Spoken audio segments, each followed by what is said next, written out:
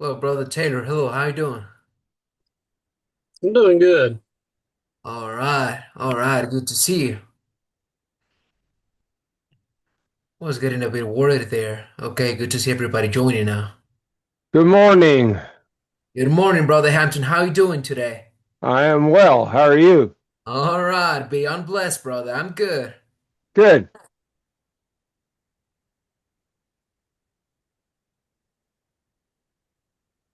All righty. We're at 8 o'clock, so we'll start. We're on Daniel chapter 1. We're going to begin reading there together and hopefully learn a good deal about this great man of God. It begins. Well, first of all, we need to realize Israel had been taken into captivity by Assyria in 721 BC. Josiah was the last of the good kings. Some of you have already had the books of Kings, and so you would know that. That's from 2 Kings 23:25. Manasseh was Josiah's grandfather, had acted in a way that resulted in judgment against Judah, but that was postponed because Josiah was a man after God's heart and removed corruption from Judah, and all that comes from Second Chronicles chapter 34. So that's a little bit of the background of what went on. However, Judah was ruled by his son, Josiah's son, Jehoahaz, and 3 months later he was deposed by the king of Egypt and replaced by his brother, who was named Eliakim, and he was renamed Jehoiakim. When you read the Kings, you almost can't tell the players without a program. And I don't know if some of you don't know that idiom. That's a United States idiom. Comes from going to the baseball games in the United States. The only way you know who the player is, look at his number, look at the program. Now you know that's who he is. That's almost the way it is in Kings. During the reign of Jehoiakim, the nation of Assyria was decisively eliminated at the Battle of Carchemish, and that's in 606 BC.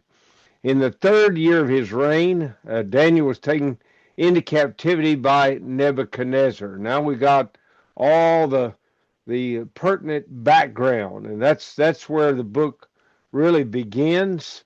Uh, Nebuchadnezzar is an interesting character. He is the son of Nabopolassar, who is the founder of the Neo Babylonian Empire in 625 BC. Now, there is a Babylonian Empire that far predates that. We don't want to get confused by that, but this is not the Neo Babylonian Empire. So, Daniel chapter 1, beginning at verse 1. In the third year of the reign of Jehoiakim, king of Judah, Nebuchadnezzar, king of Babylon, came to Jerusalem and besieged it.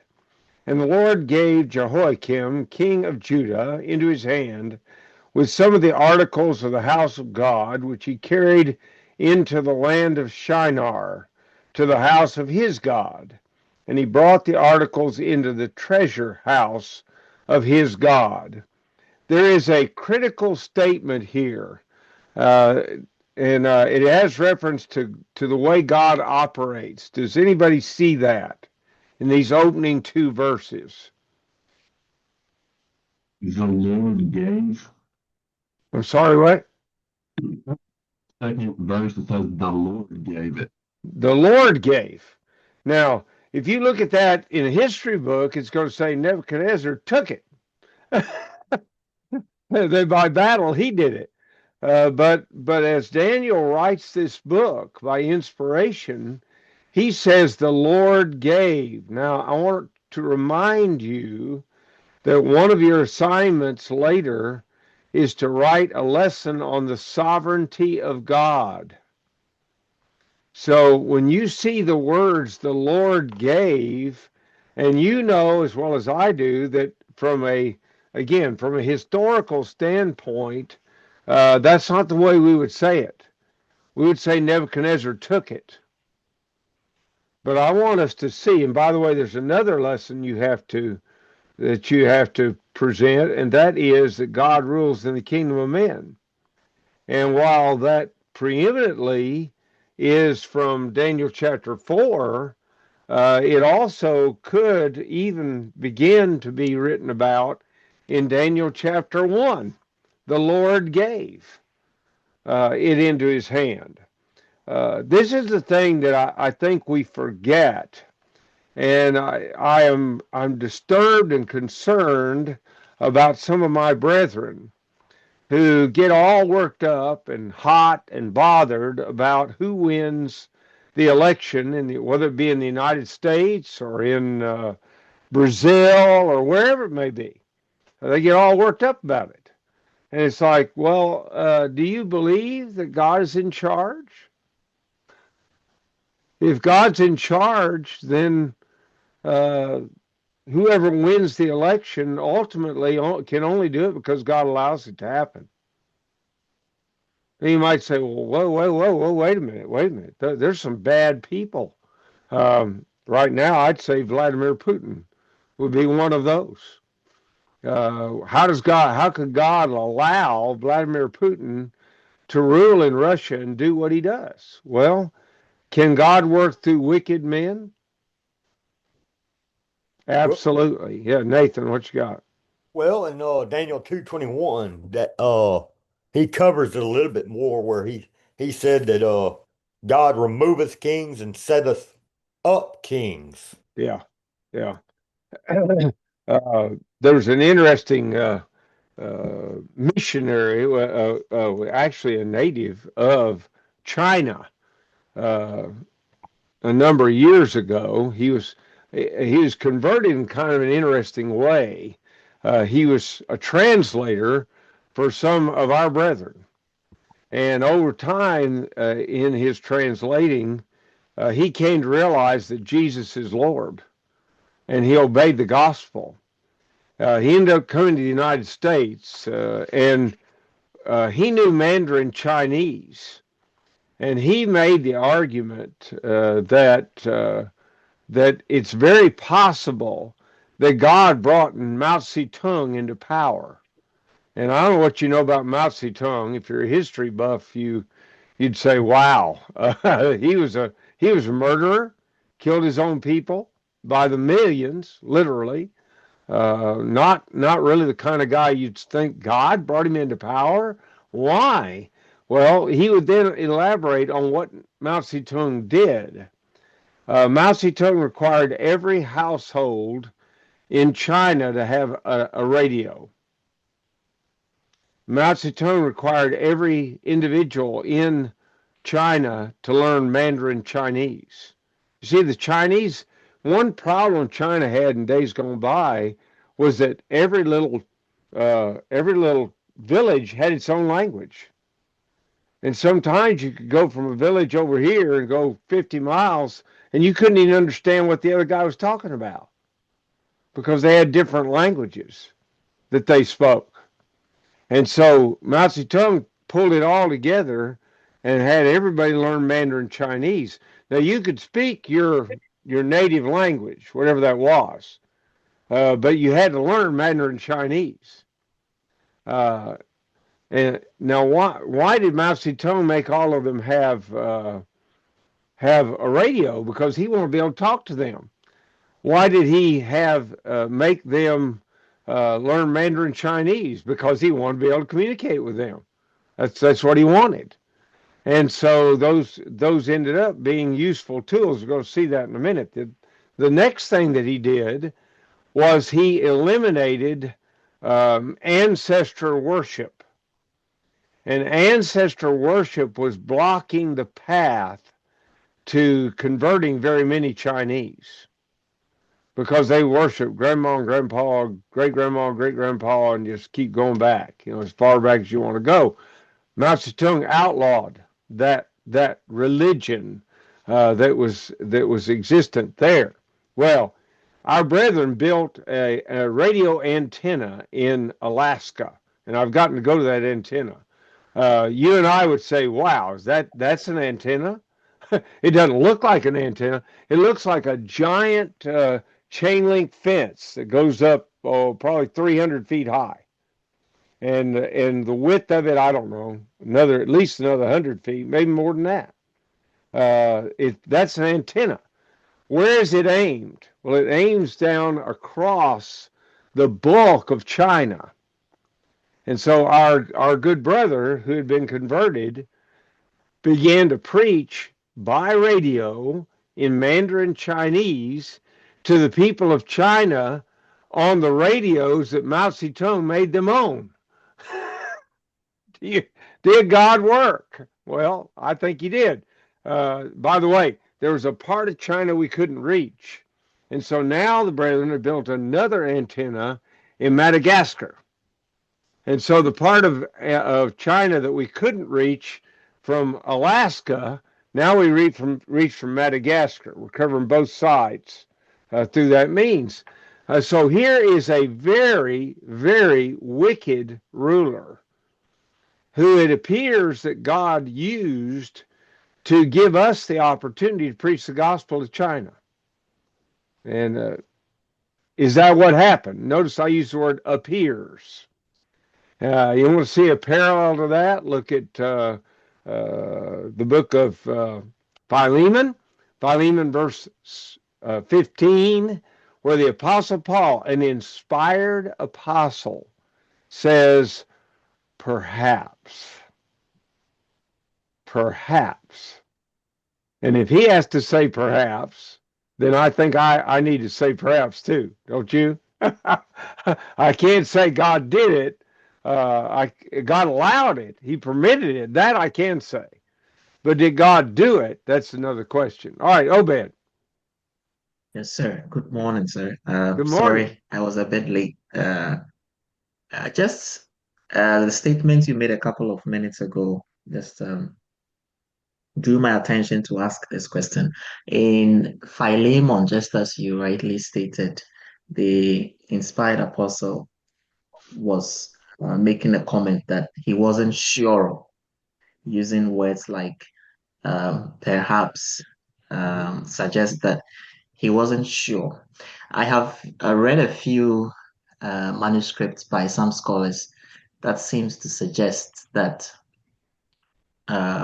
the epistles that Paul wrote that we think are inspired, because of some of these comments that he makes from time to time, back in First Corinthians, where he said, "This commandment is not from the Lord, but from me, and I think I have the Spirit of God," stuff like that. Because of such comments, many people treat these epistles as not inspired. I don't know what you have to say to that. Yeah. No, I would argue that he is entirely inspired. And interesting enough, the word when he says "I think," that's not really the best translation of that. It'd be better to translate "I know that I have the Spirit." And he actually calls for those, you may remember in chapters 12 through 14, he calls for those who have miraculous gifts to join with him, and said what Paul's saying is true. What he's saying is accurate. Now, it is true that Paul wrote some things that Jesus never spoke about. However, that should not surprise us. In the book of John, chapter 16, we find Jesus talking about the coming of the Holy Spirit. And as he does so, he makes an interesting point. I'm pretty sure it's in 16. Verse 5, but now I go away to him who sent me, and none of you asked me, where are you going? But because I've said these things to you, sorrow has filled your heart. Nevertheless, I tell you the truth, it is to your advantage that I go away. For if I do not go away, the Helper will not come to you, but if I depart, I'll send him to you. When he has come, he'll convict the world of sin and of righteousness and of judgment. Of sin, because they do not believe in me. of righteousness, because I go to my Father, and you see me no more, of judgment, because the ruler of this world is judged. Now watch this verse particularly. I still have many things to say to you, but you cannot bear them now. All right, what did he just say? I'm going to put that in my words. There's some truth I haven't told you yet. Those are my words, but I think I'm being accurate when I say that. Now watch the next verse. However, when he, the Spirit of truth, is come, he will guide you into all truth. For he will not speak on his own authority, but whatever he hears, he will speak, and he will tell you things to come. So when Paul and other apostles deliver messages we'd never heard before, we don't remember the Lord saying those things. And he didn't say those things. That's okay, because the Spirit is inspiring them to speak. I'll give you an instance not of that. Now that you find instances of that in 1 Corinthians 7. I already mentioned that. But in Acts chapter 20, I think it's verse 35, the Apostle Paul says that as the Lord said, it's more blessed to give than to receive. Now, here's my question. Where is that in Matthew, Mark, Luke, or John? It's not there. The only way we know it is because Paul told us that. Now, he did say the Lord said it. So it happened while he was on the earth, but the only way we know it is not because of Matthew, Mark, Luke, John, is because of what Paul said and what Luke recorded in the book of Acts. Does that help a little bit, Obed? Yes, it does, because sometimes reading some of these materials, you kind of get a little bit confused as to why these scholars make that statement. But I think your explanation helps. Thank you. Okay. All right. If you happen to take my First, Second Corinthians class, I think it'll be next January, if the Lord lets me live, then we'll go more into depth on some of what you're asking. I didn't want to slight that question. I think it's a good question. But obviously we can't spend an enormous amount of time on it in the book of Daniel. So that's the reason I gave you the short answer. There's a longer answer. and you'll get that later. Okay. All right. So God used Nebuchadnezzar to besiege Jerusalem and give it into his hand. That happened in 605 BC. He is proleptically, and that means in anticipation, called king of Babylon. Daniel apparently used the Babylonian method of counting years, while Jeremiah, and we read that last time, so I'm not going to read it again, Jeremiah used the Jewish method, which counted the year of ascension as the first year of reign. Now you might say, oh, I don't understand that. Well, I'm going to tell you something. There's some people in places like Japan, they count the age of a person beginning approximately with conception. So where I would say this is a newborn baby, 1 week old, they would say this baby is 9 months and 1 week old. See, so do we sometimes say things in a different way in different places in the world? And the answer to that's pretty obvious. Yes, we do. We do that. Okay. Sacred vessels were placed in the house of Nebuchadnezzar's god, and that god is Marduk or Bel, B-E-L. And I've already told you in the Apocrypha, Bel, there's a book called Bel and the Dragon. I don't believe it's inspired, but it does use that term for that god in the land of Babylon. All right, let's look at any questions so far beyond what we've already heard. All right, let's go to verses 3 and 4.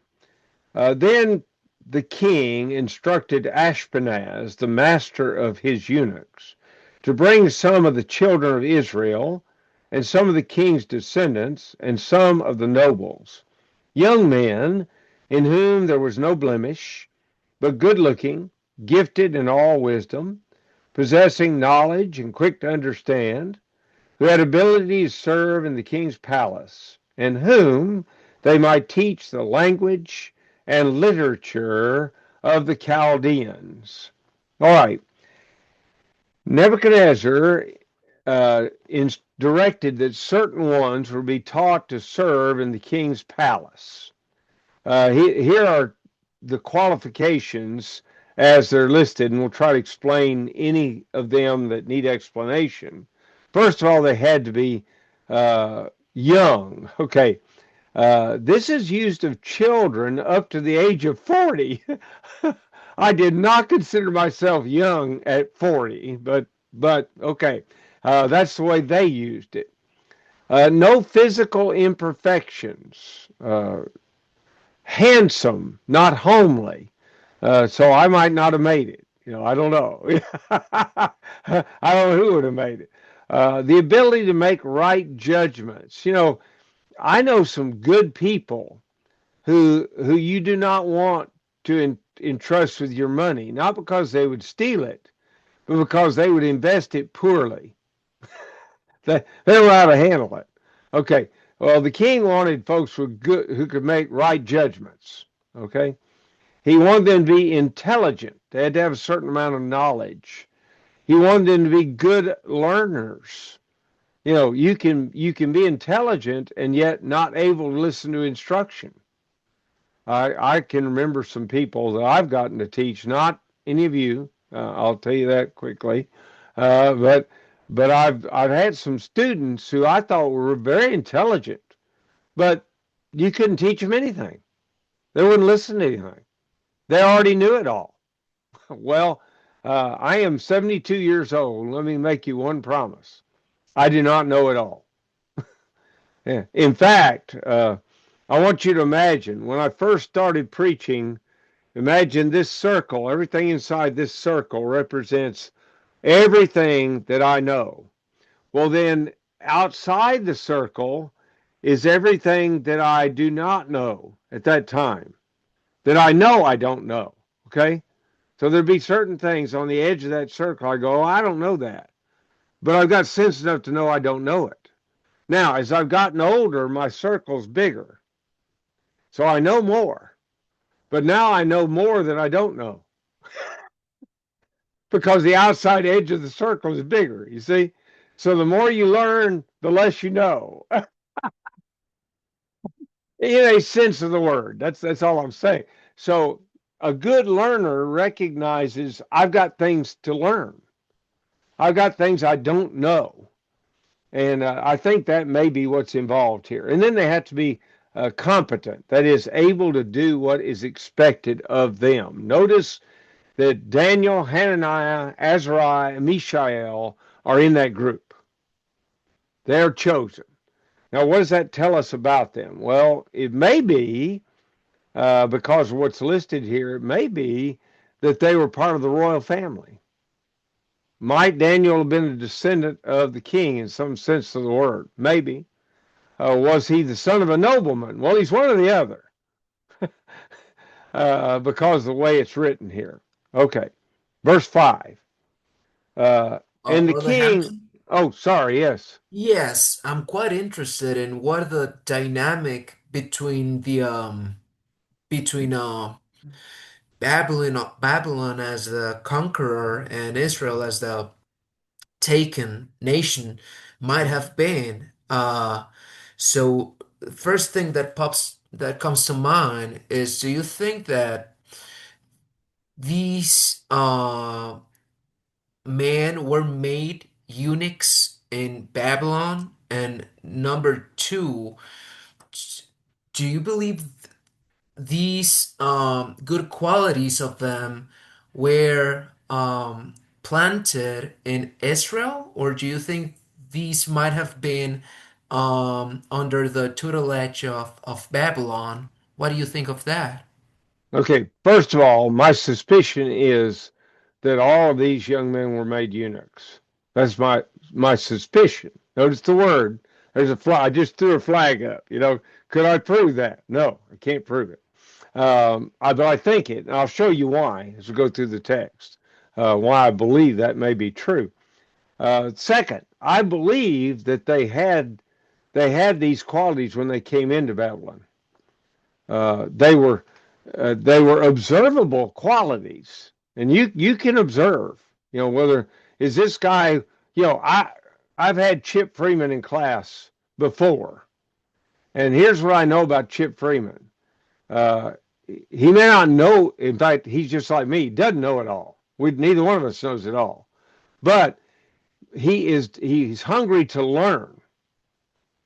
And so if I were choosing people to be in a class, I thought this would be fun to have a class like this, I would choose Chip Freeman. And Mario, after just 2 times with you, I suspect you'd be part of that too. And likely everybody else in the class. Obed has already asked a good question. See, so that's what I'm looking for. If you got sense enough to say, well, I don't know this, can you explain it? That tells me a lot about your nature, a great deal about it. So that's what I think, Mario. I think it's observable. I think they had that when they were brought into the land. By the way, let me tell you a little bit about Babylon. The Assyrians, when they would conquer a land, and I'm going to use the United States as an example. I don't know what you all know about the United States, but Alabama and Mississippi are kind of mirror images. If you drew an outline of Mississippi and flipped it over, you basically would have Alabama. They're almost identical in their shape, almost identical. Okay, so if somebody conquered Mississippi, like Assyria would do it. Assyria would take everybody from Mississippi and they move them over to Alabama because the land is very similar. There's a black belt of soil that goes across both those states, and it's very, very good for planting. So you take the people from the black belt of Mississippi and you put them over here in the black belt of Alabama. If you were conquering Mississippi and you were Assyrian, that's the way you would do it. And then they'd take when they conquered Alabama, they'd move those folks over to Mississippi. That's the way they did it. Okay. So Israel is taken out of their own land and they're put somewhere else that's like Israel. And the other people who are used to living in an area like Israel are moved into the land of Israel. Now you may remember what happens. They end up getting eaten by lions, some of them, and they start complaining to the king, and he says, we've got to get a priest in here who knows about the God that lives here. And they instruct them, and thus you end up with the Samaritan people, a kind of an intermingling breed of people who know about the God of Israel because they had to be taught or they'd have died. No, but Babylon doesn't work that way.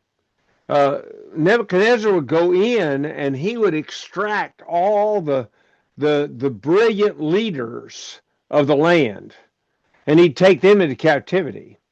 Now the theory was, if you get rid of all the leaders, then the people will be passive. That was the theory. The problem is the Jews were never passive. They just are not a passive people. They refuse to be conquered thoroughly. And so what would end up happening is then they rebel again. And Nebuchadnezzar now rips off the next layer. He takes off the next line of leaders, if you would. And they rebel again. And so finally, Nebuchadnezzar comes in there and just crushes them. He just said, that's it. I'm tired of that. Just crushes them. Total defeat. That's the way that works. So we're seeing the beginning of that in chapter 1. We're seeing him pull these leaders off. He knows who they are. And he's going to, okay, so Mario, you've asked a good question, and hopefully I've given a reasonable answer. to You have, that. brother. Thank you. Thank you. Yeah. All right, verse 5. And the king appointed for them a daily provision of the king's delicacies, of the wine which he drank, and 3 years of training for them, so that at the end of that time they might serve before the king. All right, they would be given provision from the king's delicacies and wine, along with 3 years of training. Now, Young says they were to be of the royal seed, so he picks up on verse 6. Now, from among those of the sons of Judah were Daniel, Hananiah, Mishael, and Azariah. All right, whoever it was last time that said, I don't know their three names, their Hebrew names, these are the Hebrew names. Okay, Hananiah, Mishael, and Azariah. And we're going to see their names change, of course. In this way, he's going to strengthen his cabinet with the best and the brightest. Now, they're put under the charge of the chief of the eunuchs. So we're going to see that in the next verse. That's why I think they were made eunuchs. You know, why would you put men under the chief of the eunuchs and not make the guy a eunuch? Well, I don't have a good answer. And you might say, why did they make them eunuchs? Well, I'm going to give you the simplest explanation. A eunuch is unlikely to have an affair with the queen because he can't have an affair. I mean, not completely, if you follow me. And I'm not going to get any more detailed than that. I think you can figure it out. Okay, so that's a part of why. The other thing is a eunuch is harder to tempt to betray his country. Because again, you've taken away the female temptation. You've ripped that away, and so it is for the sake of the country that you do that. You know, that's where it comes from. But any questions so far on these opening verses or comments? Yes, Obed. I don't know if this is I don't know if I wasn't following, but I just want a clarification. Does that mean these Jewish boys were made eunuchs? Probably. I didn't see, watch my word. I didn't say absolutely because I can't prove it. But they're put under the control, and that's the next verse. To them, the chief of the eunuchs gave names. See, who's their boss man? Ultimately, the chief of the eunuchs. So my suspicion is that they are made eunuchs. Now, can I prove that they were? Not. I can't prove it. That's just my suspicion.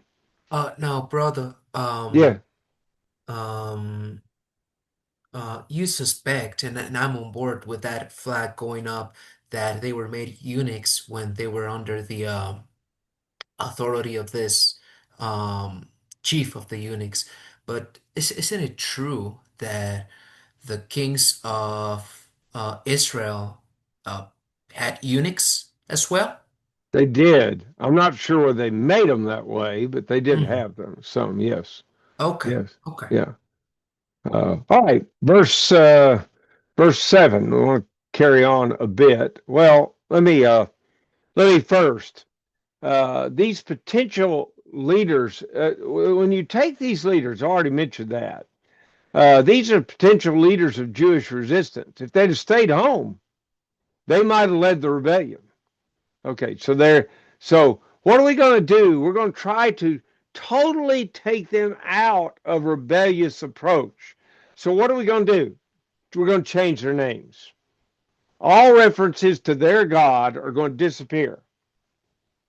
And in place of that, we're going to give them the names of the Babylonian gods. So watch verse 7. To them, the chief of the eunuchs gave names. He gave Daniel the name Belteshazzar, to Hananiah, Shadrach, to Mishael, Meshach, and to Azariah, Abednego.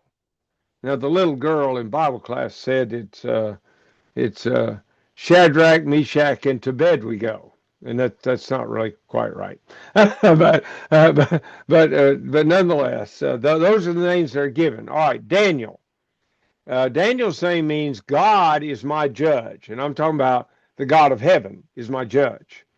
Belteshazzar is Bel. Remember, that's their God. Protect his life. Hananiah, his name means God is gracious. Shadrach means commanded of Aku, and Aku is another Babylonian god. And then Azariah, his name means the Lord helps. And Abednego means a servant of Nebo, another god of the land of Babylon. So they're trying to rip them out of their Israelite thinking, and they're trying to make them Babylonianish. And they're doing that by these names. Yes, Chip. And they're trying to just absolutely brainwash them. And I mean, wow. This is a pretty extreme measure. This is like, war tactics. Yeah. Oh, yeah. This is to say that Nebuchadnezzar was dumb, and you didn't say that, but to say he was dumb would be a mistake. He knew exactly what he was doing. It's pretty powerful, really. He's taking young men. We do not know their age, but here's what I do know about, like Daniel. I know he lived 70 years in the land of Babylon. And then he lived 3 more years under the Persian rule. Now, he may not have died at that point. We don't know. So my suspicion is Daniel is maybe a teenager when he goes in to Babylon. And I said maybe, I don't know, but maybe he is. And he's having everything taken away from him that has anything to do with home. That is evident, from the very outset. All right, so verse 8, Daniel makes an interesting request. But Daniel purposed in his heart that he would not defile himself with the portion of the king's delicacies, nor with the wine which he drank. Therefore he requested of the chief of the eunuchs that he might not defile himself. Daniel, for some reason, thought that eating from the king's table would defile him. Now, why? Well, I'm not sure I have an answer to that. There's no biblical absolute answer. But let me give you some possibilities. It may have been based on God's law on clean and unclean animals. Look at the book of Leviticus, just briefly. Leviticus chapter 11. In Leviticus chapter 11, verses 46 and 47, where we find, this is the law of the animals and of the birds and of every living creature that moves in the waters and of every creature that creeps on the earth, to distinguish between the unclean and the clean, and between the animal that may be eaten and the animal that may not be eaten. Maybe King Nebuchadnezzar loved barbecued pork. I don't know. I can't tell you that. But if he liked barbecued pork, that would be a problem for Daniel, wouldn't it? Because Daniel's going to keep honoring his God. All right. Look at Deuteronomy chapter 14. It'll just reinforce this a little bit more. Deuteronomy chapter 14. And we're going to look at beginning verse 3. You shall not eat any detestable thing. These are the animals which you may eat: the ox, the sheep, the goat, the deer, the gazelle, the roe deer, the wild goat, the mountain goat, the antelope, the mountain sheep. And you may eat every animal with cloven hooves, having a hoof split in 2 parts, and that chews the cud among the animals. Nevertheless, of those that chew the cud or have cloven hooves, you shall not eat, such as these: the camel, the hare, and the rock hyrax, for they chew the cud, but they do not have cloven hooves, and they are unclean for you. Also, the swine is unclean for you. because it has cloven hooves, yet does not chew the cud. And you shall not eat their flesh or touch their dead carcasses. I would not have made a good Jew. I kind of like, pulled pork. I wouldn't have made it.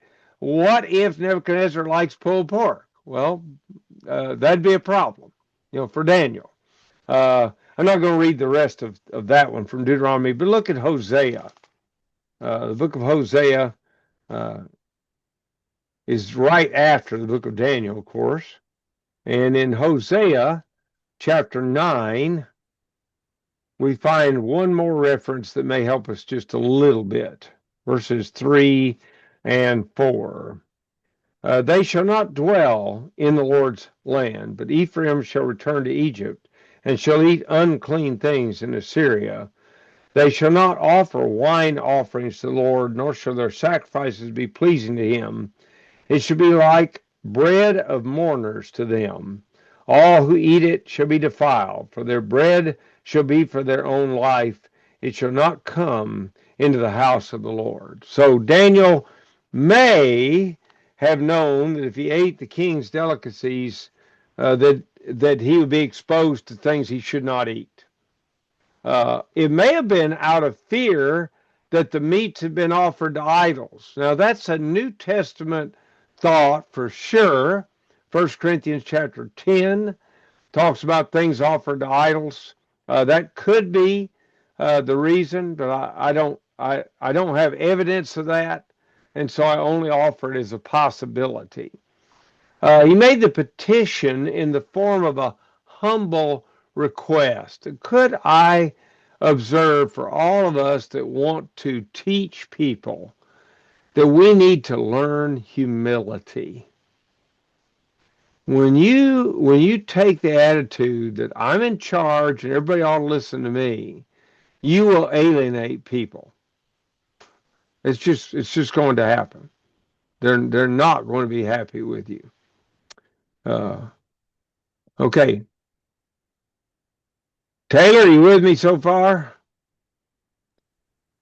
Yeah, I'm trying to keep notes. That's a challenge. Okay. That's why I just go ahead and give you the PowerPoints. Yeah. And you can add to those anything you need to. Yeah. Is it Carl? Carhl? Is that Carl? But they call you CJ, right? Yes, but Okay. All right. Everything good? You understanding what I'm talking about so far? Very good. Ernest, what about you? Everything good? Everything is going on well. Good. Very good. Okay. I won't ask Nathan. He'll see me later today, so he can go after me if you like. But he's welcome to make comments. I'm not shutting him out either, so don't take it that way. All right, verses 9 and 10. Now God had brought Daniel into the favor and goodwill of the chief of the eunuchs. All right, is that the second time?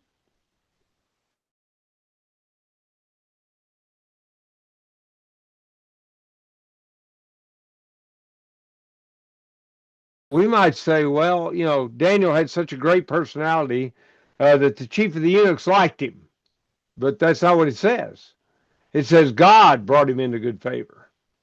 So here we got God in action again. Is that the providence of God at work? Well, might be. Is it the sovereignty? Saying that pretty quickly. So God brought him into favor and the goodwill of the chief of the eunuchs. And the chief of the eunuchs said to Daniel, I fear my lord the king, who has appointed your food and drink. For why should he see your faces looking worse than the young men who are your age? Then you would endanger my head before the king. Look, I like you, but I'm not willing to lose my head over it. That's the way I would put it, if I were saying it. He had found favor. God had caused him to find favor in the eyes of the chief of the eunuchs, sure enough. But he was concerned that Nebuchadnezzar would hold him responsible if Daniel and his friends began to look bad.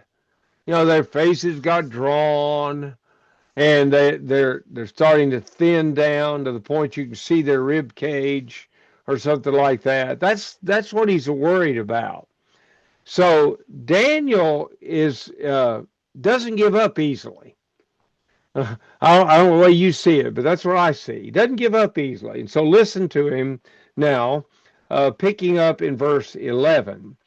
So Daniel said to the steward, whom the chief of the eunuchs had set over Daniel, Hananiah, Mishael, and Azariah, please test your servants for 10 days, and let them give us vegetables to eat and water to drink.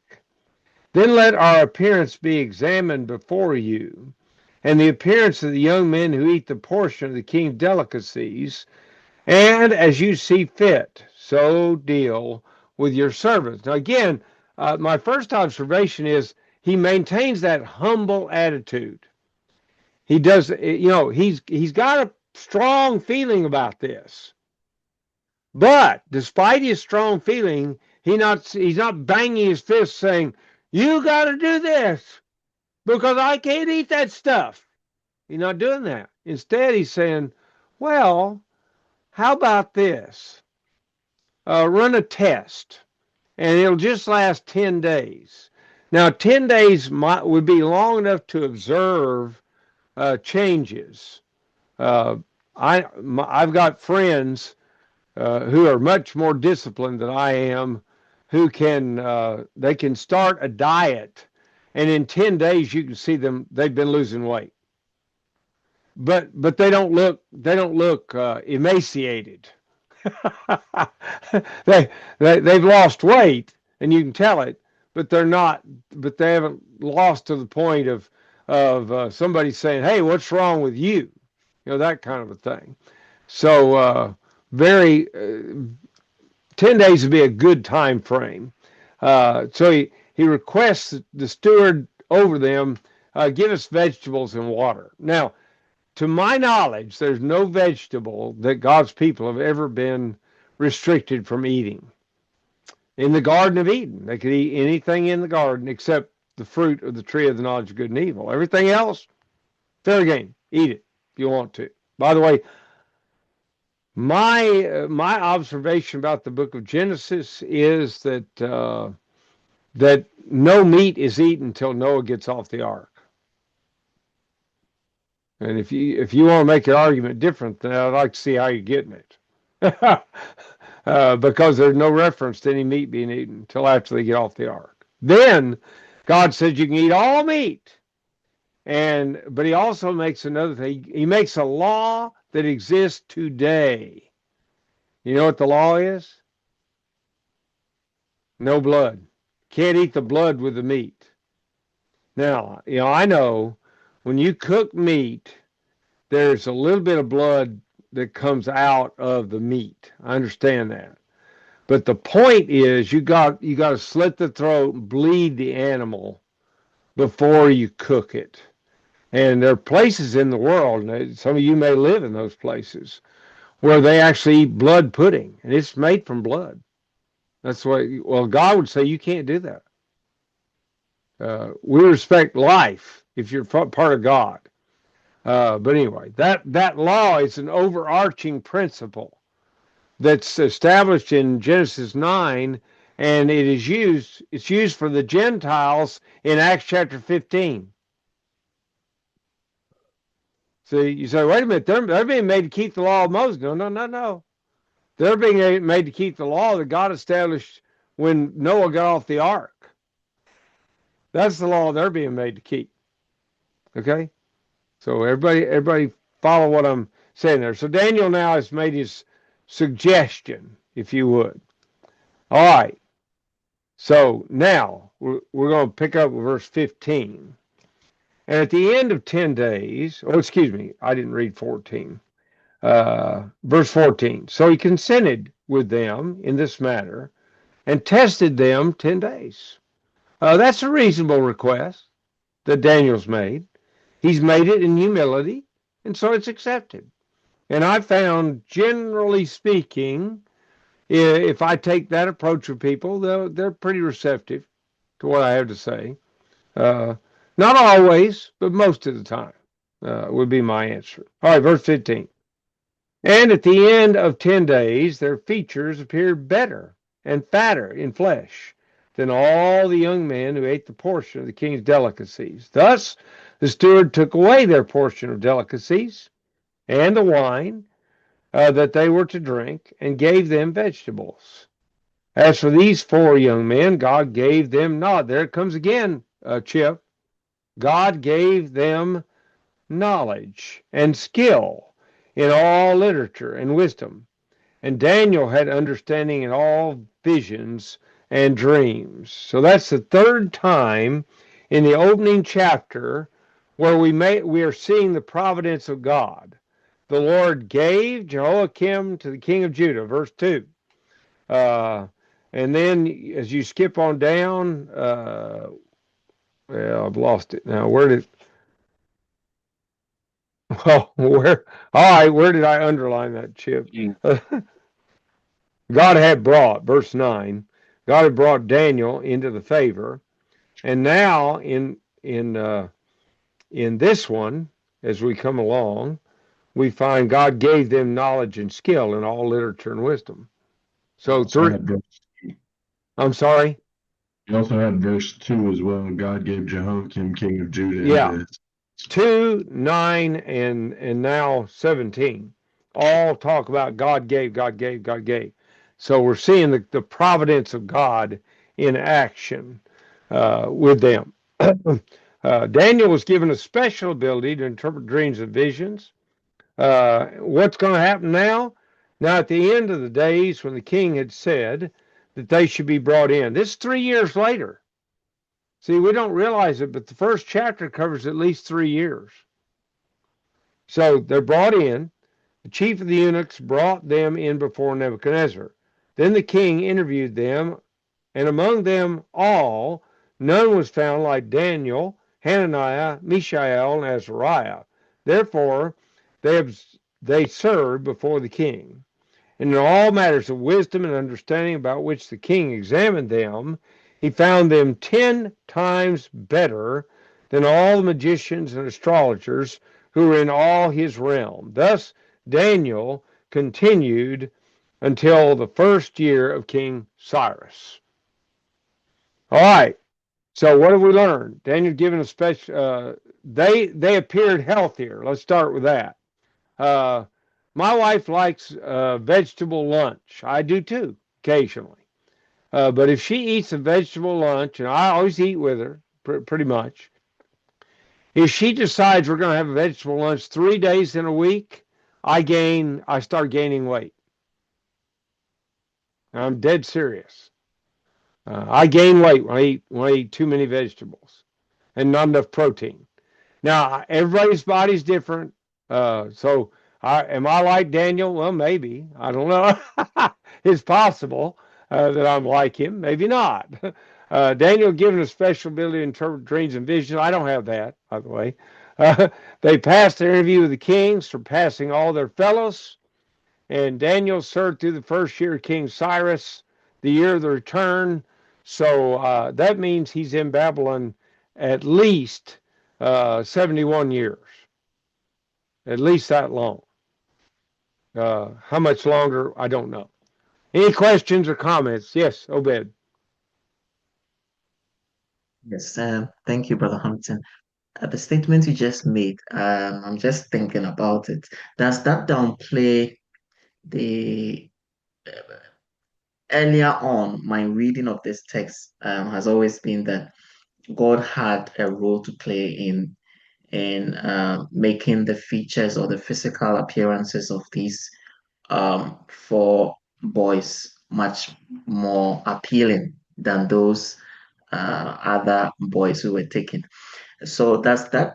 From what you just said, that you tend to do better with vegetables. Does that downplay the role that God played in this particular period of time? Because I have always read it to mean that God actually had a role, if maybe if not miraculously, providentially, he had a role to play in making that happen. So Yeah. I just want to Okay. find out from you. Yeah. Okay. I don't think it's a miracle. I'll start with that. But I believe God in his providence does work through the food they receive. And I've already told you it would work with me. The only thing is, I don't need to be any fatter. Maybe these young boys did. I don't need to be any fatter.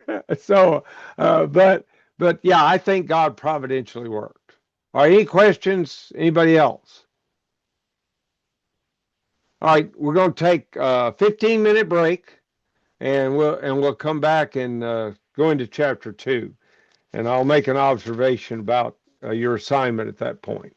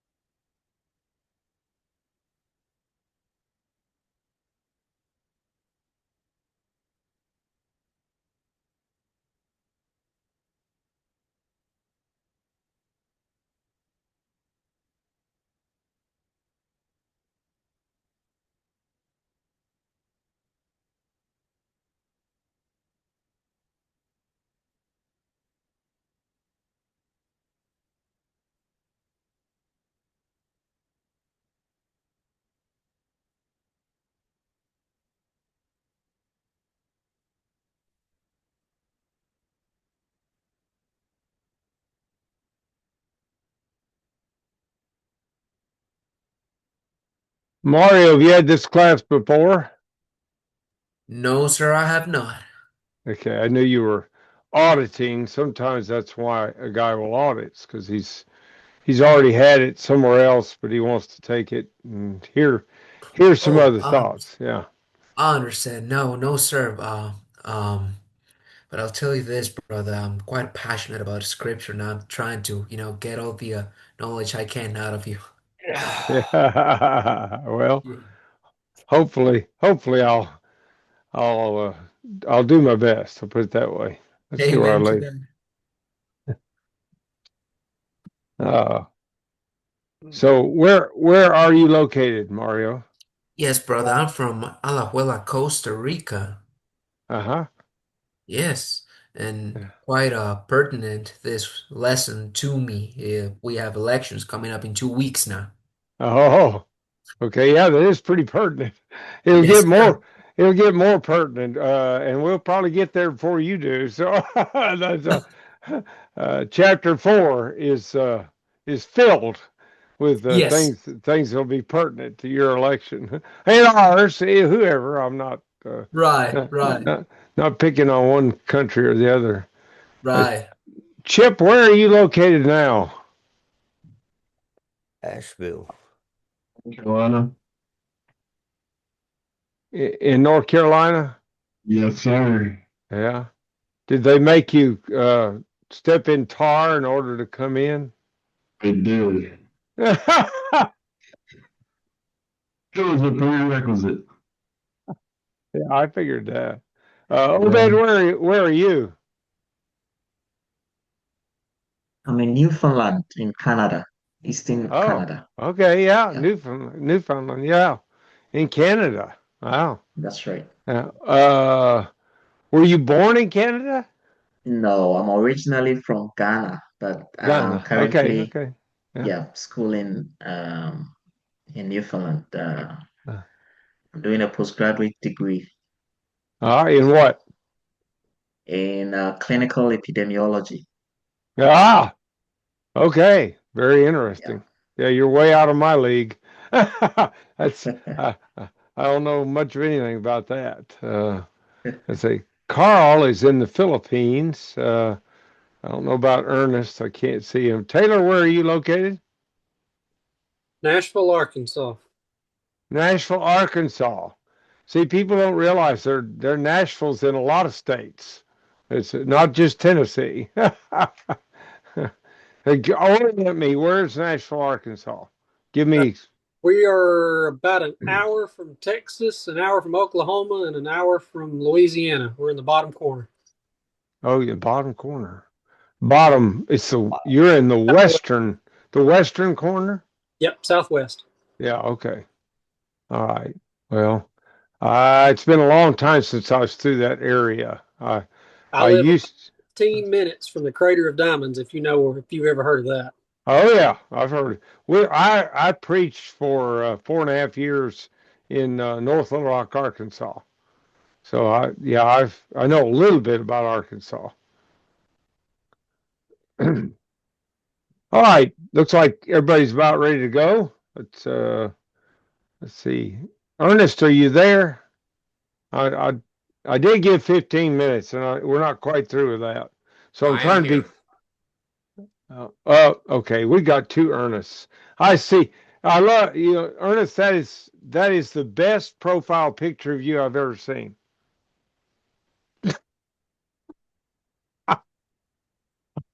And Ernest knows I'm joking. Okay, so we're we're uh, you're muted. Yeah, in case anybody's unaware, Gary and I have been friends for well over a decade.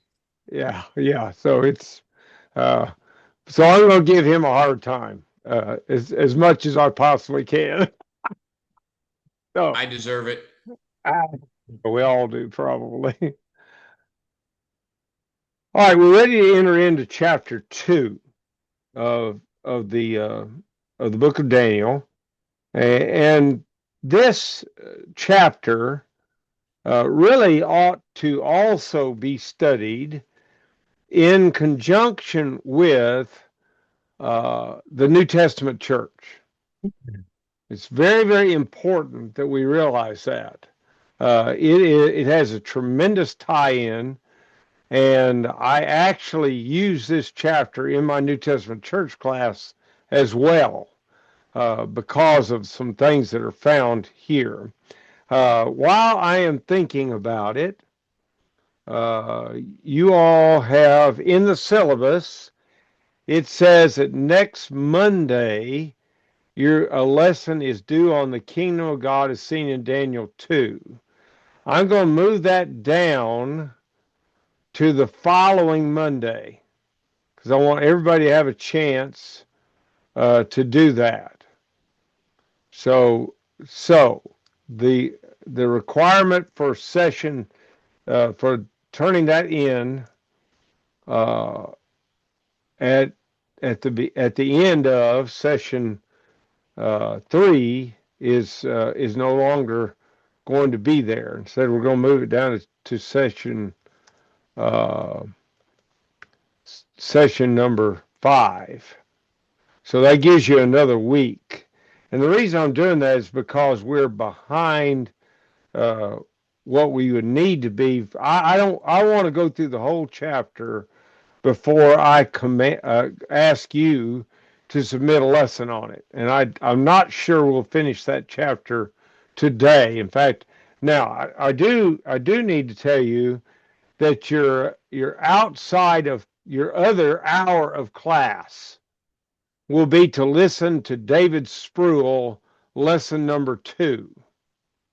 Okay, so that's in the LMS, David Spruill lesson 2. What did you think of David Spruill first lesson? He gave us a great outline of how to present this to other people. Yeah, he did. David's a tremendous thinker. I enjoy his stuff. Anybody else? Thanks my lesson off of that. You gonna build a lesson off that? I believe so. Yeah, good. What, Ernest? What you got? No, it was a good lesson. He goes into more depth than I've done in the past. Yeah. You could do what he did and turn it easily into a Bible school lesson or whatever. I think you'd find it very, very easy to do. So So every day, now remember, we'll have 2 hours in class, and then 1 hour you've got to do out of class. That can be done whenever you want to, but don't fall behind because he will help you. Chip's already alluded to that. He'll help you build your lesson. The requirements that I have given you, he'll help you get ready for those. So I think you definitely want to watch David Spruill. And there are some others that are available. And I'll mention those as we go on in our study together. All right, Daniel chapter 2. We're going to start with verse 1. This is to the king. This is a very disturbing time. Now, in the second year of Nebuchadnezzar's reign, Nebuchadnezzar had dreams, and his spirit was so troubled that his sleep left him.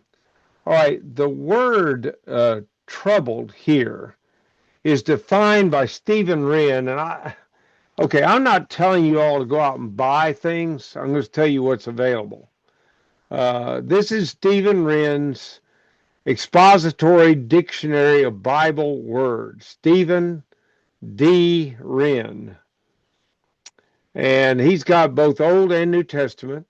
And what I love about it is, if you know how to find the references from Strong, his numbers, if you know how to find those numbers, then Wren has put those in an index.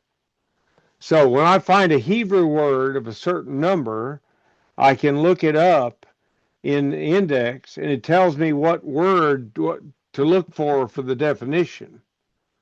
Then I turn to that word, and I read about that word. So the word troubled here, according to Wren, is a state of psychological and mental turmoil. So we're talking about he's very disturbed, so disturbed he can't sleep. That's pretty powerful. Whatever's going on there. So this dream has upset him to no end, I would say. And here we go. Then the king gave the command to call the magicians, the astrologers, the sorcerers, and the Chaldeans to tell the king his dreams. So they came and stood before the king. And the king said to them, I have had a dream, and my spirit is anxious to know the dream. Then the Chaldeans spoke to the king in Aramaic, O king, live forever. Tell your servants the dream, and we will give the interpretation. Now, in my Bible, I tend to read with a colored pencil or a colored pen.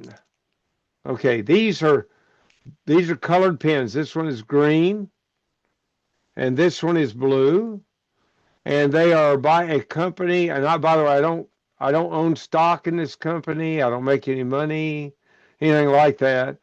These are what's called archival pens. Now, why is that important? Because they don't have acid in the ink.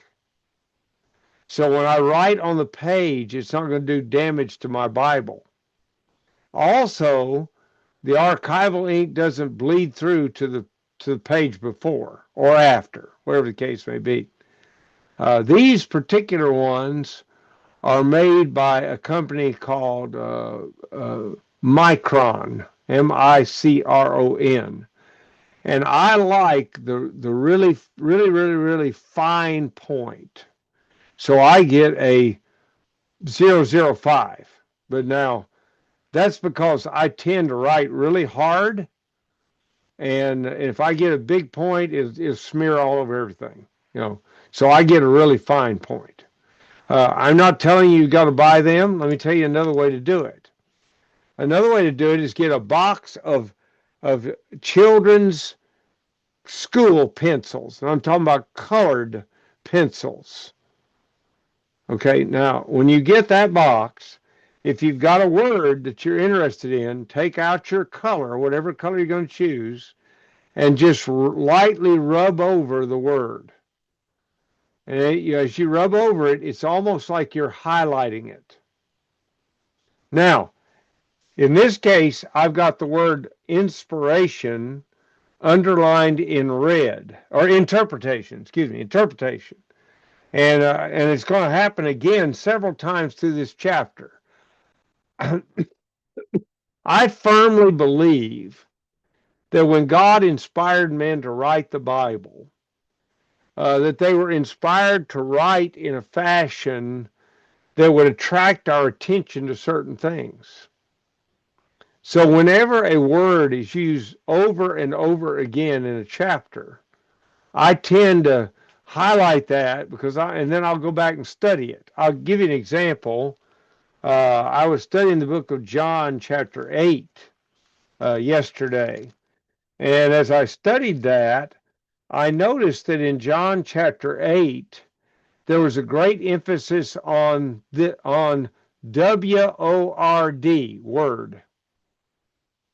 So in verse 30, you've got words. In verse 31, you've got word. In verse 37, you've got word. In verse 43, you've got word. In verse 47, you've got word. In verse 51, you've got word. In verse 52, you've got word. And in verse 55, you've got word. You say, why is that important? Well, if you've read the chapter and the next chapter, and of course, chapter 12, you come to realize we're going to be judged by, guess what? The word. So is it important? Well, I think that's pretty important. Okay, so in this case, interpretation is going to be used several times.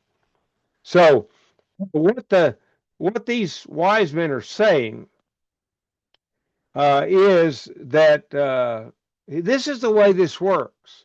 You tell us the dream, we'll tell you what it means. That's their argument. Okay, we're going. Who are these fellows?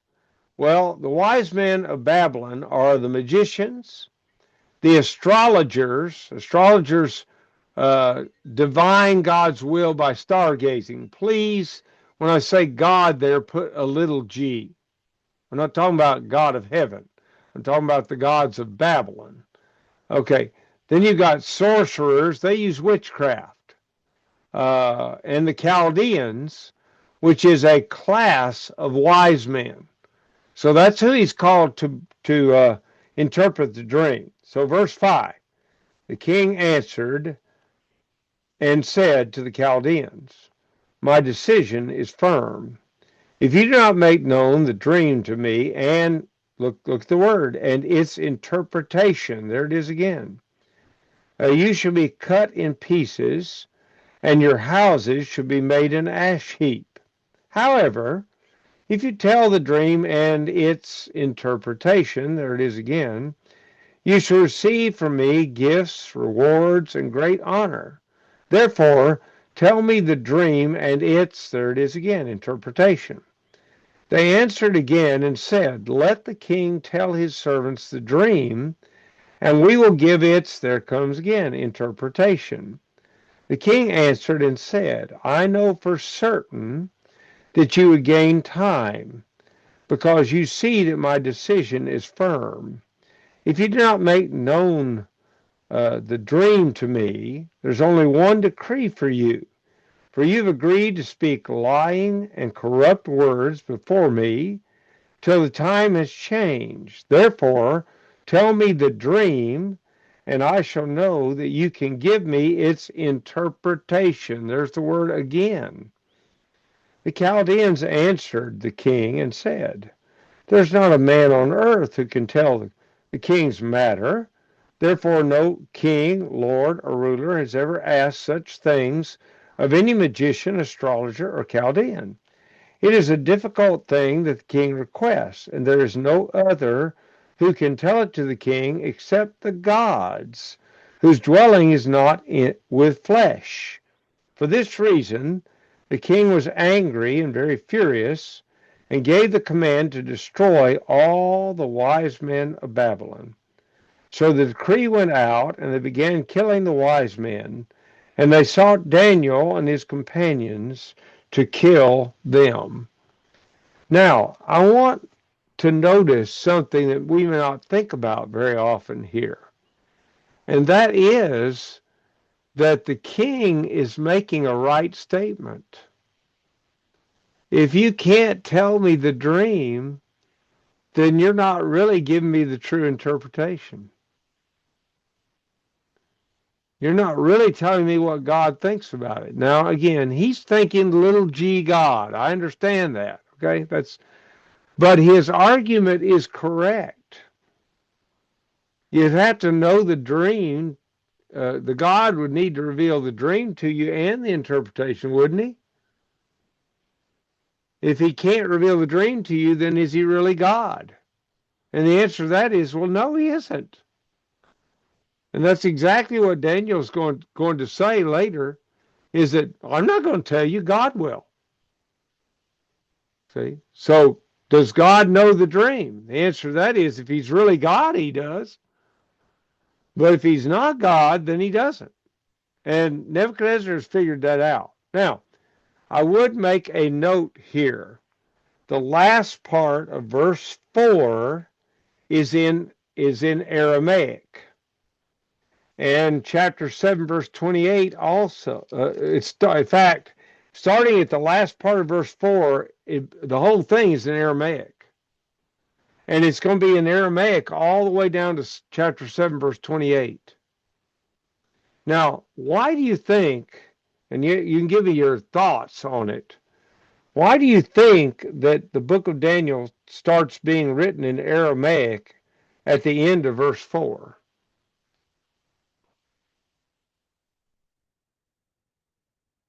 I have a take on that. All right, what do you think, Ernest? I believe the reason it's written in Aramaic is because that's Hebrew being the language of Hebrews, Aramaic being the language of Babylon. Nebuchadnezzar had them do it in Aramaic because that was the language of the land. Okay, I'm not sure Nebuchadnezzar had it written. I'll tell you that much. But I think you're right. Okay.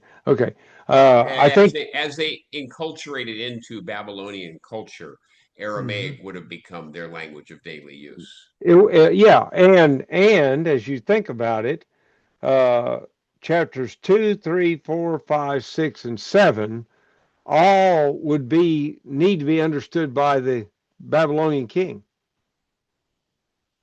or someone who spoke Aramaic, as the case may be.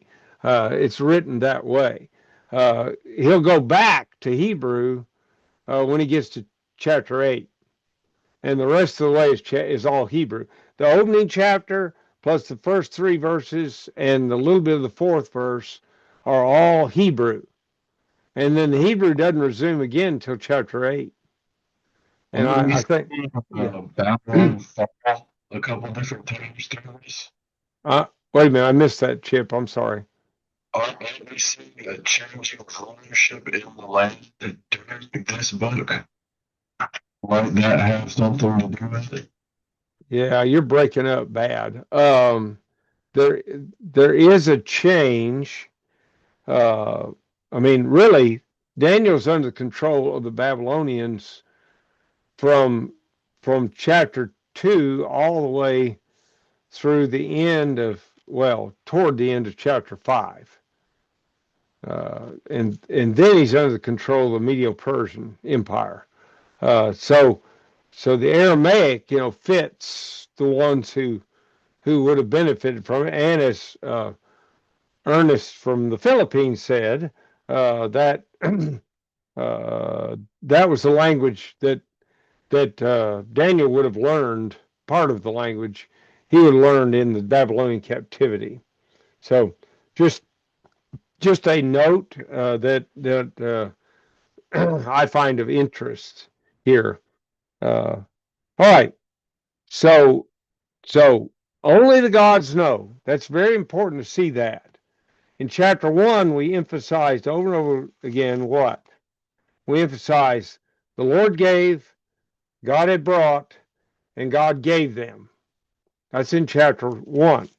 In chapter 2, we find, and these are the magicians. These are not God's people, but they say only a God could tell you what the dream is. Okay, so they know that. And that's another pointing toward the sovereignty of God, right? I see that in that way. Okay. All right, verse 14. Then with counsel and wisdom, Daniel answered Arioch, the captain of the king's guard, who had gone out to kill the wise men of Babylon. He answered and said to Arioch, the king's captain, "Why is the decree from the king so urgent?" Then Arioch made the decision known to Daniel. So Daniel went in and asked the king to give him time that he might tell the king, here comes our word again, the interpretation. Okay, he's asking for time. So Daniel asked for a delay so he could tell the meaning of the dream. Now, let me ask you something. Did he know the dream at this point in time? No. So is this not an action of faith? I think it is. He believes God's going to give him the answer. And so he tells the king, you just give me a little bit of time and I'll get you the answer that you want. Uh, pretty powerful, the faith of Daniel. And the more you see things like this, to me, the more you come to think, well, no wonder God said, even if Daniel prayed for you, it wouldn't help, because he was quite a man of God that we're talking about. All right, so 17 and 18. Then Daniel went to his house and made the decision known to Hananiah, Mishael, and Azariah, his companions, that they might seek mercies from God, the God of heaven, concerning this secret, so that Daniel and his companions might not perish with the rest of the wise men of Babylon. All right, the word seek there could literally be defined as make a request. They're going to make a request from God. That same word is used in verse 23, where he says, what we asked of you. It's not translated seek there, it's translated asked, A-S-K-E-D. So we've got, it literally means make request. And it's in two places here. Now, before I told you I was underlining interpretation. Now I start underlining secret. Secret. Because you saw that, right? He says, seek the mercies from the God of heaven concerning this secret. And we're going to see more about this secret as we go along. What is the idea of mercy? Tell me about mercy as you understand it. I got to figure a way to distinguish between the two Ernests. So, Ernest, is that pneuma? How do you say that? It's Nyama. Noma? Yes, Nyama. Like an O, long O. Noma. Yes, Okay. Nyama. Okay. I'm working on it. Okay. Okay, Ernest, Noma. Old Ernest. What do you think here about the word mercy? Tell me how you would define mercy.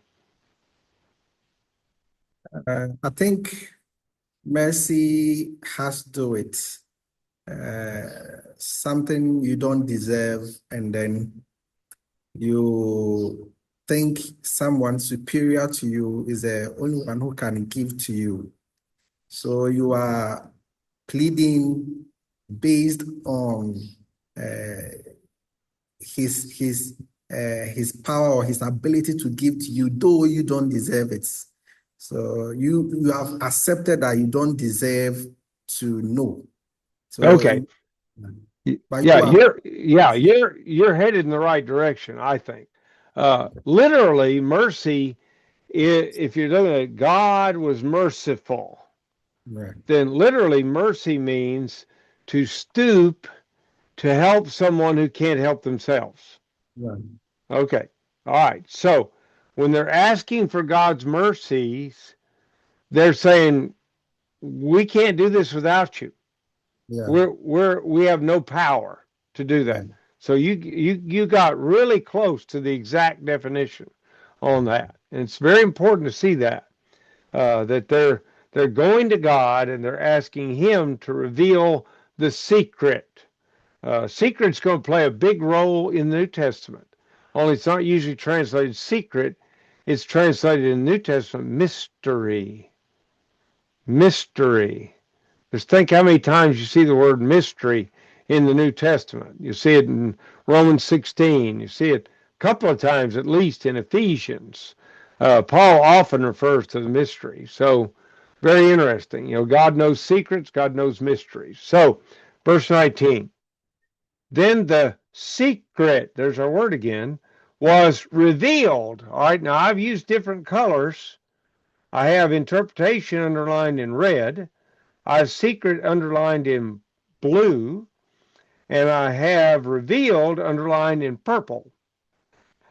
Because we're going to see that word again. Okay, Obed, yes. Sorry, Brother Hampton, to take you back a little bit. I'm just a bit confused about verse verse 2 of chapter 2 and Okay. verse 14. So verse 2 and verse 14 of chapter 2. Verse 2 says that the king commanded that the wise men, the astrologers, and all those people be summoned before him to give an interpretation. However, in verse 14, so in verse 2, I get the meaning or I get the sense that Daniel was probably part of this assembly.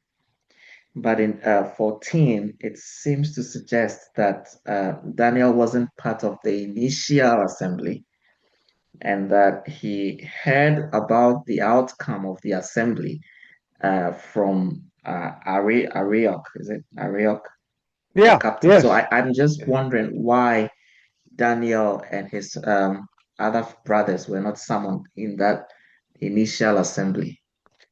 And I don't totally know the answer to that question, but I think you're drawing a good conclusion. It appears that even though the king called for the wise men, the magicians, the astrologers, so forth, even though he called for them, and Daniel and Hananiah, Azariah, Mishael, or Hananiah, Mishael, and Azariah all would be part of that number. For some reason, it looks like they weren't there. Now, why were they not there? Well, I don't know. Were they off on another assignment? That's a possibility that they had an assignment and they were elsewhere.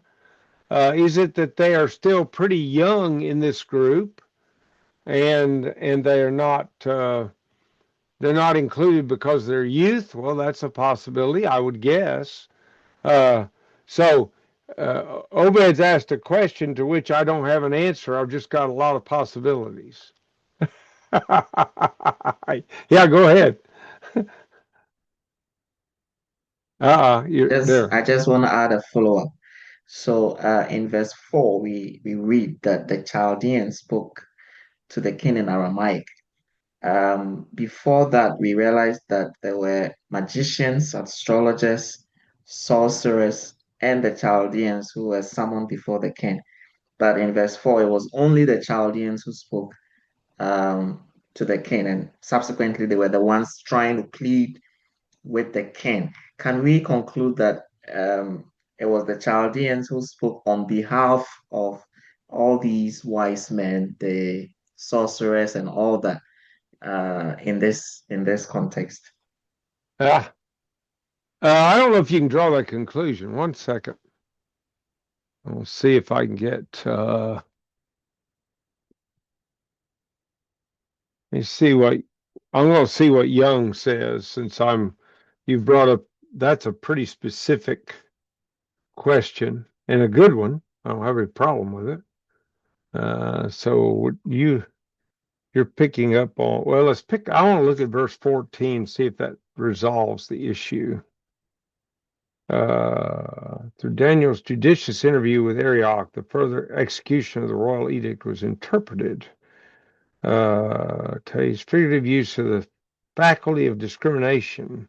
Consider this to be a mere legend. I don't believe that. This remark is needless, entirely correct. Abraham, different ancient name, not used elsewhere in the period. Captain or chief of the slaughterers of animals. How the term came to be applied to the king's guard is not clear. It's interesting.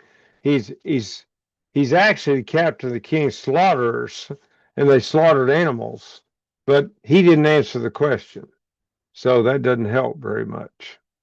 I was seeing if he might in the previous.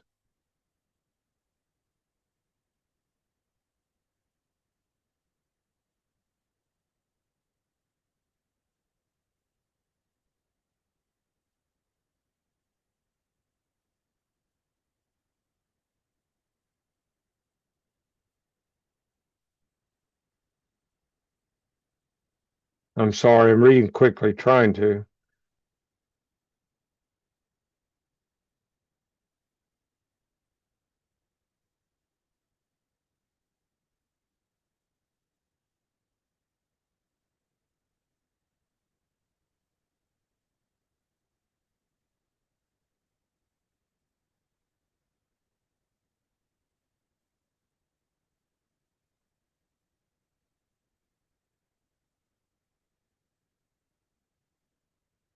That's interesting. The Aramaic in the book of Daniel is not what was spoken in Babylon, according to what Driver said.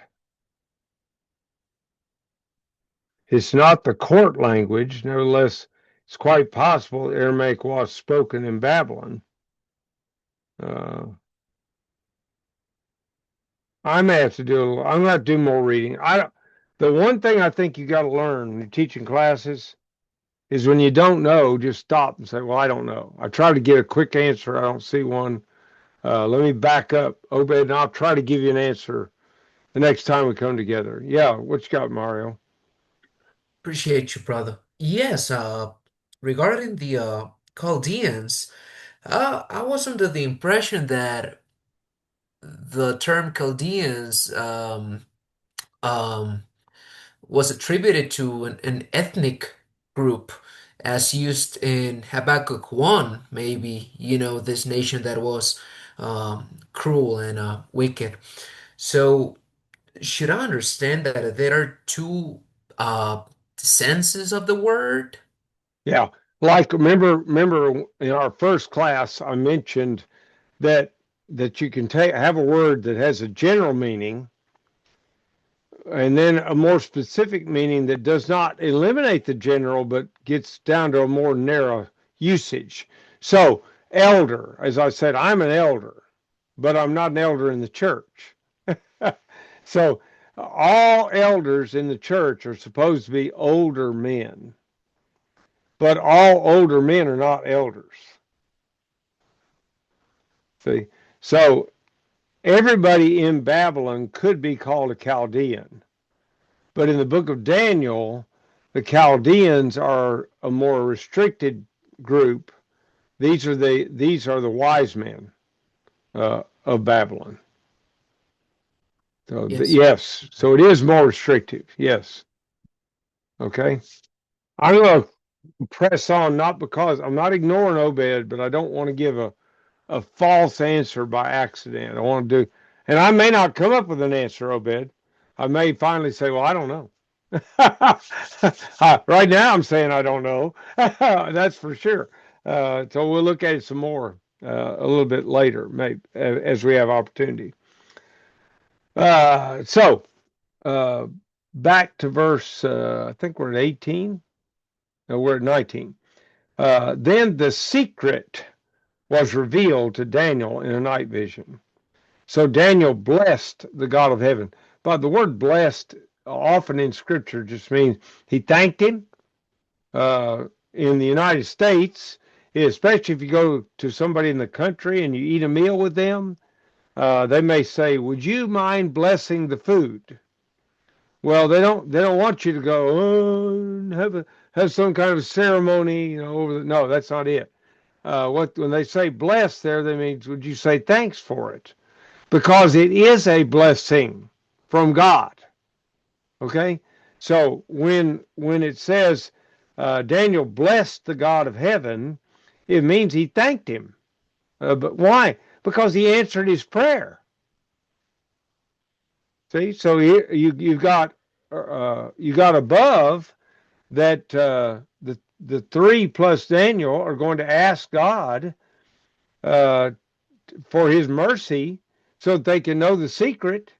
In verse 19, God reveals it to them, or to Daniel, and now Daniel thanks him for doing what they asked him to do. See?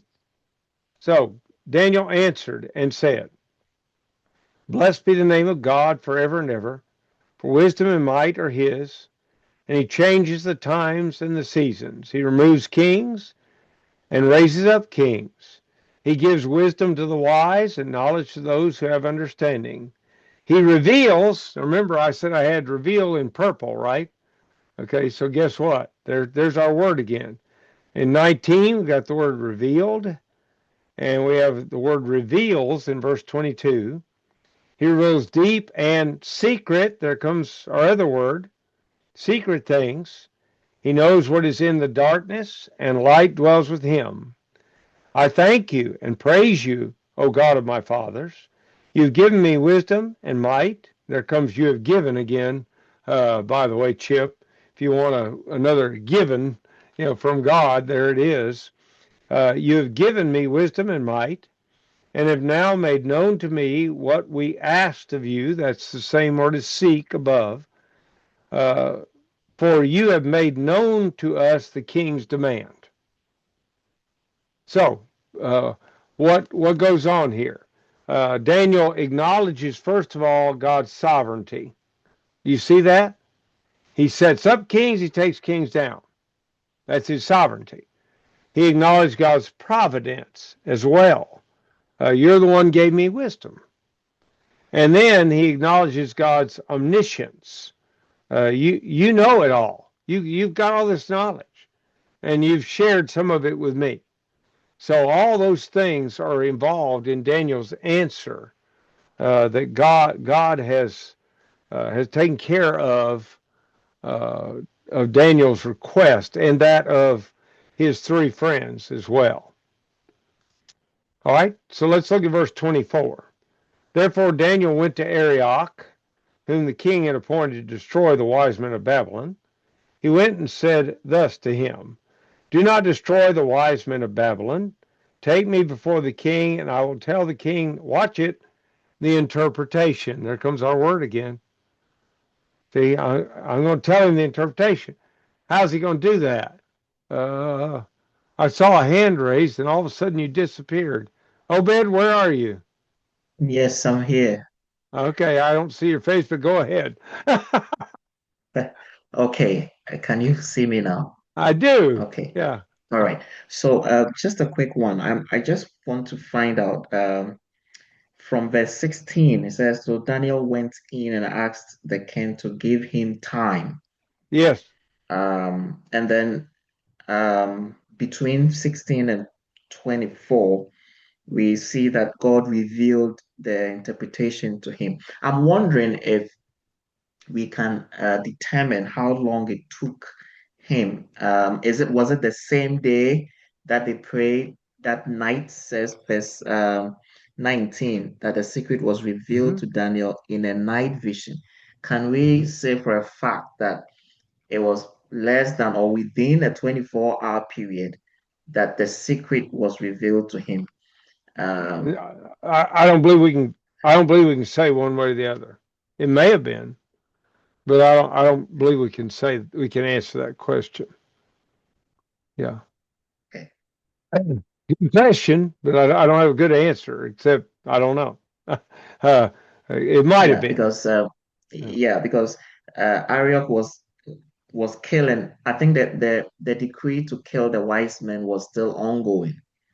But I don't know if it was suspended in verse 16 by the king until a time when Daniel came up with the response. So I'm not too sure how long the king would have granted them.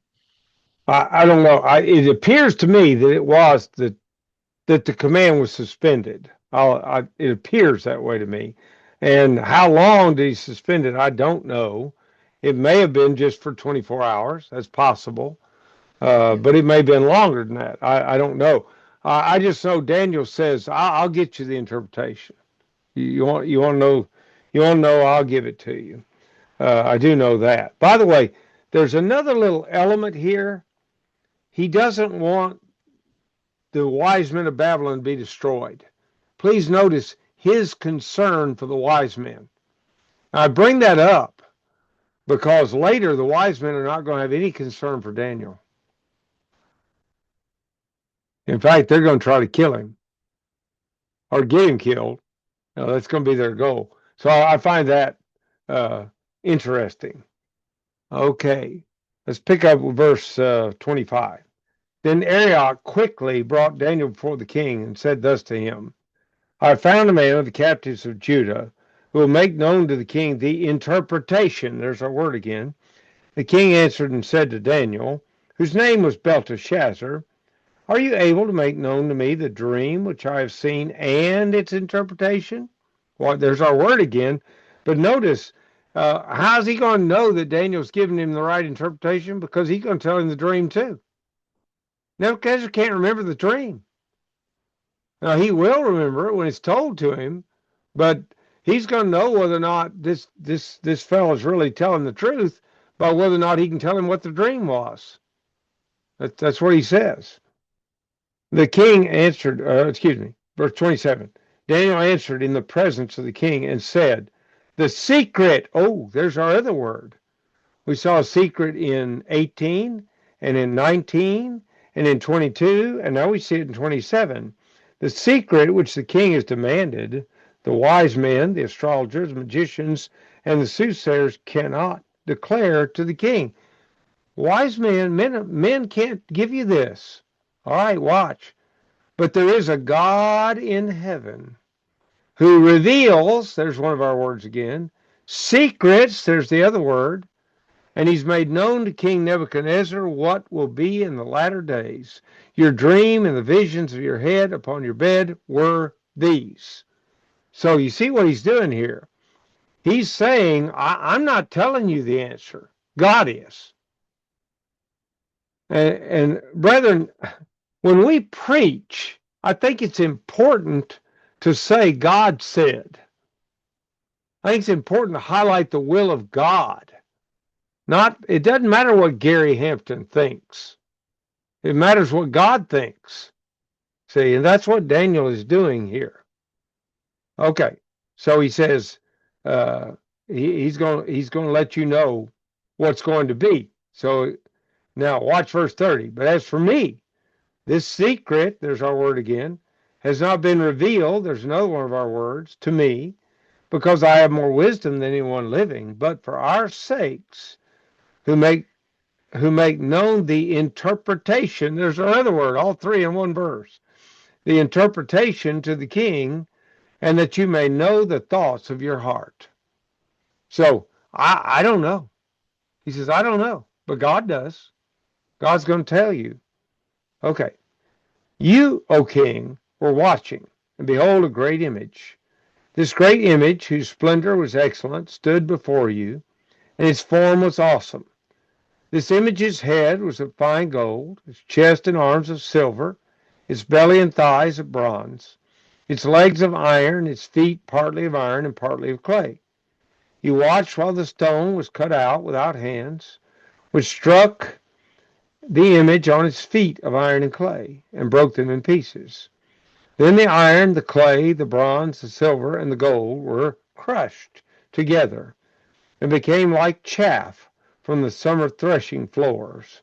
The wind carried them away, so that no trace of them was found.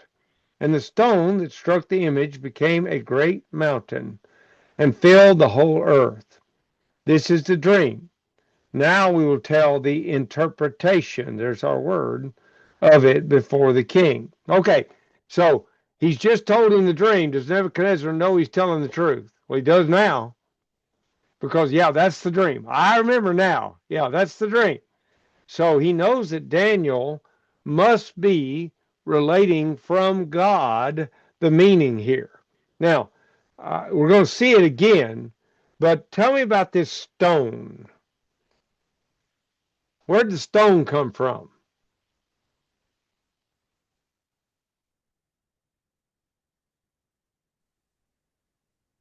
It was cast by a hand. It says not by human hands. Okay, not by human hands, but by a supernatural hand. So we must be thinking God cut it. God cut it out, right? This stone represents something that God is doing. It's not something man's doing. Okay, we are too close to the end of the time for me to carry forward. So I think we need to pick up at verse 37 next time, and talk about that. So I open the floor for all of you. Any questions or comments other than that Obed is pressing me on the that one point, and I'll have to look and see if I can get an answer. So today's continued class is the Google Drive link to David Sproul.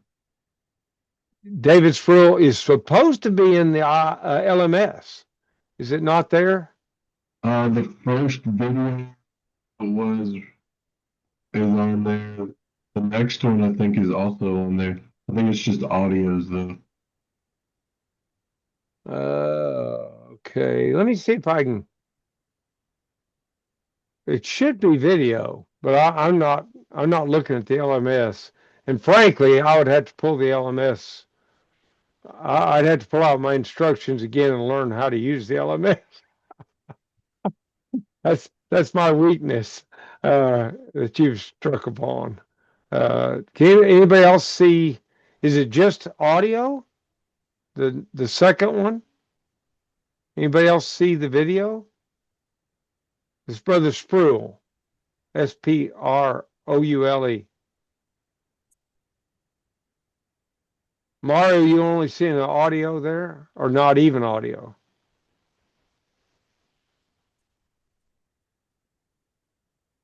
You want to grab your Bible if you Brother, have not already. I'm sorry, and that's get to the book of Daniel. We're Sproul gonna be right in there. Daniel chapter Yes, I see the video. I see the Oh, video. the video is there. Okay. Yes. And that's in the LMS? Yes, sir. Okay, Chip, you may be like me. You may have to ask for help. I'm and I'm not the guy to help you. I'm sorry. I would. Yes, now I'm gonna confess to my sin. I haven't clicked on the first session by Brother Sproul, so I'm not sure if that's audio only, but I just click on the second session, and yes, there's video in it. Okay. All right. Check it out, Chip. And if you can't find it, send a text to Dave or somebody who knows more about it than I do. Okay. I'm not trying to be cruel. I just don't know. I can't answer what I don't know. Any other questions or comments? Yes, Yeah, Obed. Obed. Oh, wait a minute, Chip. Go ahead and finish, Chip. What? Google Drive link to David Sproul's audio files says I do not have access to this page. Okay. I don't know. It's supposed to be a video in the LMS. It's supposed to be. And that's all I can say. Yeah. Yeah. Check with, if you can't open it, check with Dave. That's all I know to say.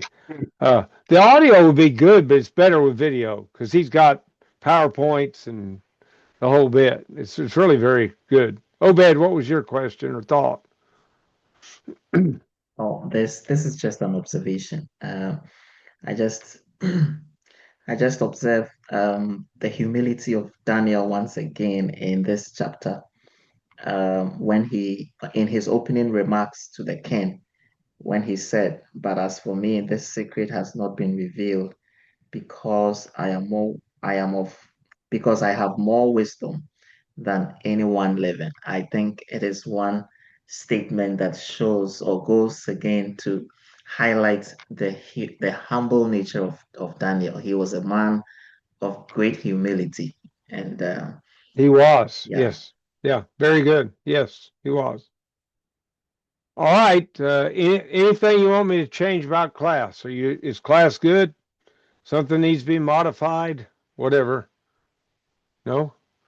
All right. Well, Lord willing, we'll see you next Monday. Remember, I've moved the due date, so you got one more week.